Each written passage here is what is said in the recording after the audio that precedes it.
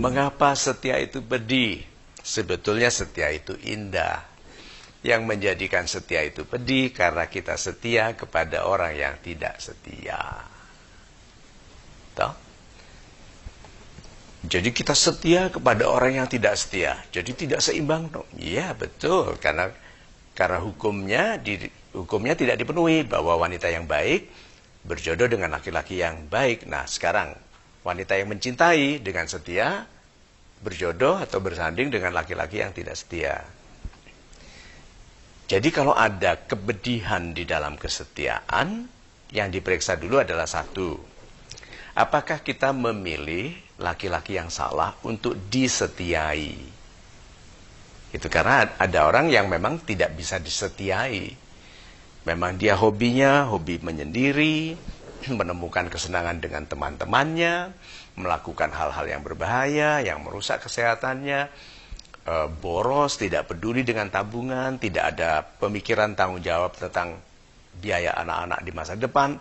Orang seperti ini sulit disetiai. Oke, seperti apapun, seikhlas apapun menerimanya seorang wanita, laki-laki ini tidak mungkin mendamaikan. Setia kepada orang tidak baik. Satu pilihannya. Kedua, cara mensetiainya.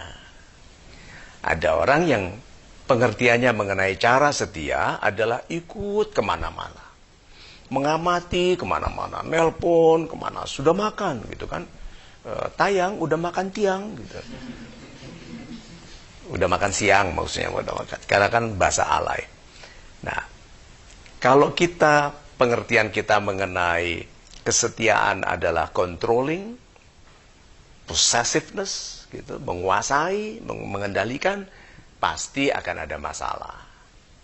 Tapi sebagian besar orang yang mengatakan mengapa kesetiaan itu pedih, karena dia sedang setia kepada orang yang salah dan ada pada posisi yang lemah. Lihat ya. Penghormatan seseorang kepada kita juga ditentukan oleh kekuatan pribadi. Kekuatan pribadi. Kekuatan pribadi. Anjing yang lebih dihormati, yang besar atau yang kecil? Yang besar. Sekarang pertanyaannya diubah. Yang galak atau yang ramah? Yang galak. Wanita juga begitu. Wanita yang dihormati itu bukan besarnya.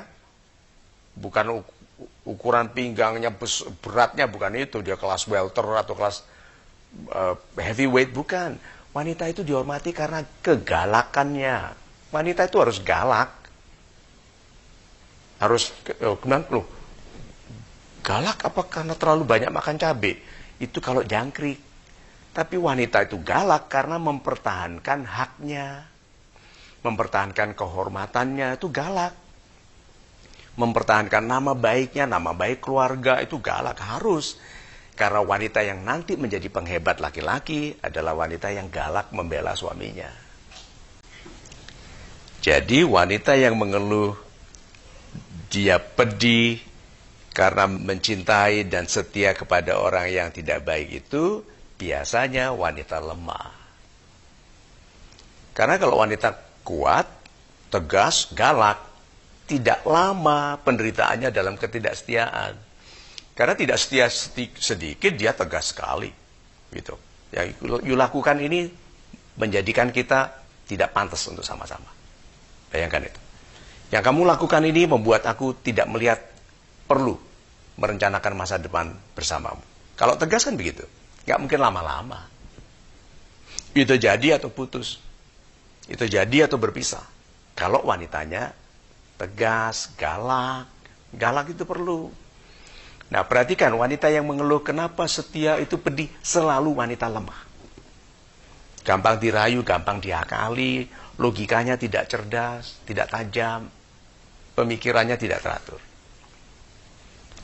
Jadi ketegasan, menghormati diri, istilah sederhananya adalah galak, diperlukan oleh wanita. Supaya wanita itu hanya dicintai oleh laki-laki yang pantas. Karena kalau tidak, wanita ini tegas sekali menyatakan bahwa kamu tidak pantas bagiku. Jadi kesalahannya adalah kesalahan wanita dalam menyetiai laki-laki. Pasti laki-laki yang tidak baik.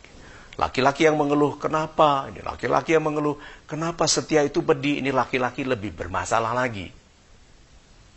Karena harusnya dia tegas, laki-laki harusnya tegas, lebih galak mengenai penghormatan kepada dirinya sendiri, bisa disiksa oleh wanita yang tidak baik, lalu mengatakan setia itu pedih.